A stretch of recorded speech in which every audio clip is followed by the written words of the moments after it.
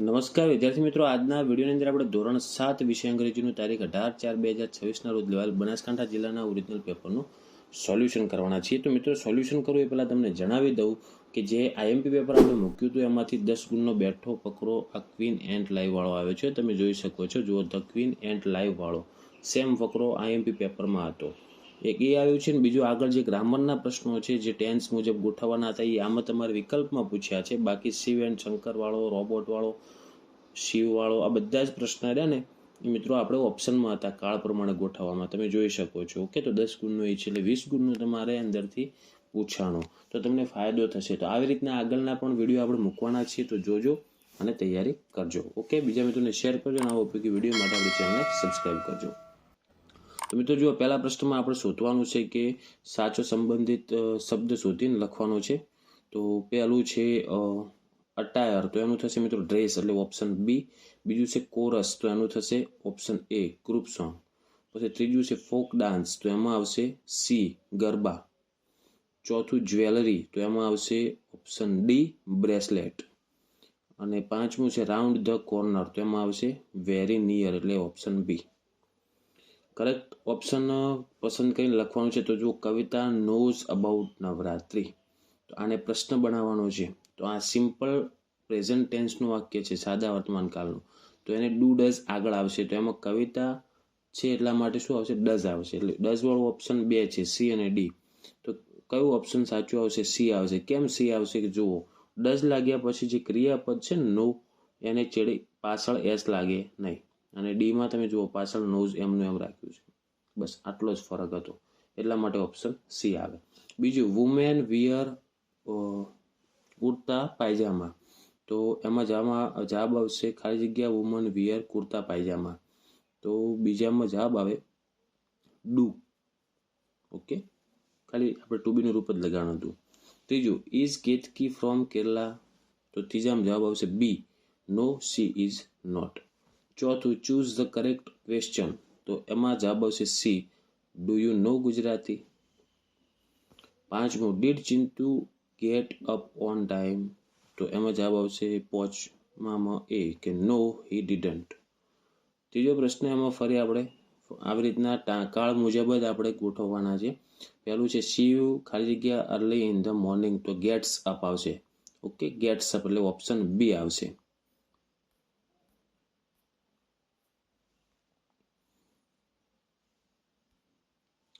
પછી આગળ જુઓ, બીજું છે શંકર ખાલી જગ્યા બ્રેકફાસ્ટ, તો એમાં જવાબ આવશે મિત્રો ડઝ નોટ ટેક, એટલે કે ઓપ્શન સી.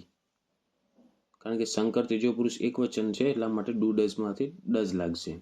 ત્રીજું છે શિવ એન્ડ શંકર, આ બહુ વચન થઈ ગયું, તો એમાં ડુ નહીં, ડઝ નહીં આવે, ડુ વાળો વાક્ય આવશે. તો do not play, D option આવશે. ઓકે, ત્રીજામાં ડી. ચોથું ધ રોબોટ, હવે રોબોટ એક વચનમાં છે એટલે ડઝ આવશે. The robot does not eat, એટલે ઓપ્શન એ. પાંચમું તે ખાલી જગ્યા to laboratory by their car, તો ધે છે એટલા માટે ગો આવશે. ડુ ગો નહીં આવે, કારણ કે ક્વેશ્ચન માર્ક્સ બંધારણની અંદર આવું ડુ કે ડઝ લાગતું નથી, સાદા વર્તમાનકાળની વાત છે. છઠ્ઠું એ ખાલી જગ્યા લાવ્સ નિયર કુકુઝ હાઉસ, તો એમાં જવાબ આવશે કુકુ, એટલે શું લખશો એમાં? Option B. ઓકે, પછી ફાઇન્ડ ધ સાતમામાં find out the correct sentence, તો આઈ રીડ ન્યૂઝ પેપર આવશે, એટલે ઓપ્શન એ.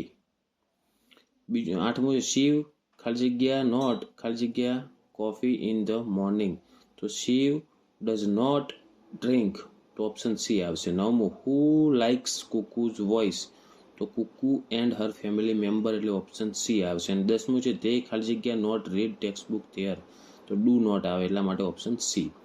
રેડી? પછી ચોથા પ્રશ્નમાં આપણે ફિલ ઇન ધ બ્લેન્ક્સ કરવાની છે, ખાલી જગ્યા પૂરવાની છે. જેમ કે તમને વોટ, હુ, વેન ને વેર ઉપર 4 આપેલા છે. તો એમાં પહેલા વાક્યમાં હુ આવશે, બીજામાં વેન, ત્રીજામાં વોટ, ચોથામાં વેર, પાંચમામાં હુ આવશે, છઠ્ઠામાં વેન, સાતમામાં વોટ, પછી આઠમામાં વેર, નવમામાં વેર અને 10મામાં હુ આવશે. પછી પાંચમો ફકરો ધ એન્ટ ક્વીન વાળો, આ સેમ ફકરો મિત્રો આપણે પૂછાયેલો હતો, આગળ એમ પેપરમાં લખ્યો છે એ મુજબ આવેલો છે. તો પહેલો પ્રશ્ન છે, how long does the queen ant live? તો એમાં આવશે અબાઉટ 15 years. બીજું, who guard the eggs of the ant? તો સોલ્જર્સ ગાર્ડ ધ એગ્સ આવશે. ત્રીજું, what do worker ants do for the grubs? તો એમાં જવાબ આવશે workers feed and clean them. ચોથું, which other creature live in the anthill? તો કયા કયા અલગ? તો એમાં ચોથામાં જવાબ આવે beetles, smaller ants and green fly. પાંચમામાં આપણે ઓપોઝિટ આપવાનું છે, ક્લીન તો એનું થાય ડર્ટી અને સ્મોલ તો એનું થાય બિગ. પછી છઠ્ઠો છે એમાં જો ફકરો વાંચી અને ખાલી ફકરાના સામે ટ્રુ ફોલ્સ લખવાનું છે. તો ફકરા પરથી પહેલું વાક્ય છે એ ટ્રુ થશે, બીજું ટ્રુ, ત્રીજું ફોલ્સ, ચોથું ટ્રુ અને પાંચમું ફોલ્સ થશે. ક્લિયર? હવે સાતમું છે એમાં સંવાદ પૂર્ણ કરવાનો હતો તમારે. પછી આગળ આપણે આઠમા પ્રશ્નમાં જાહેરાત વાંચીને પ્રશ્નોના જવાબ આપવાના છે. નવમામાં તમારે નકશાનો અભ્યાસ કરીને 10 થી 12 વાક્યોમાં વર્ણન કરવાનું છે. રેડી? આ વાક્ય તમને રસ્તો આપેલા છે અને નકશો આપેલો છે, એ પ્રમાણે તમારે વાક્ય બનાવવાના હતા. તો આ થઈ ગયું મિત્રો આપણે ધોરણ 7 વિષય અંગ્રેજીનું ઓરિજિનલ પેપરનું સોલ્યુશન. તો આશા રાખું છું મિત્રો કે વિડીયો તમને ઉપયોગી બન્યો છે. તો લાઇક કરો, બીજા મિત્રોને શેર કરો અને આવા ઉપયોગી વિડીયો માટે આપણી ચેનલને સબસ્ક્રાઈબ કરજો. હવે મળશું મિત્રો આપણે નેક્સ્ટ વિડીયોમાં. Thank you so much for watching my videos. Thank you so much.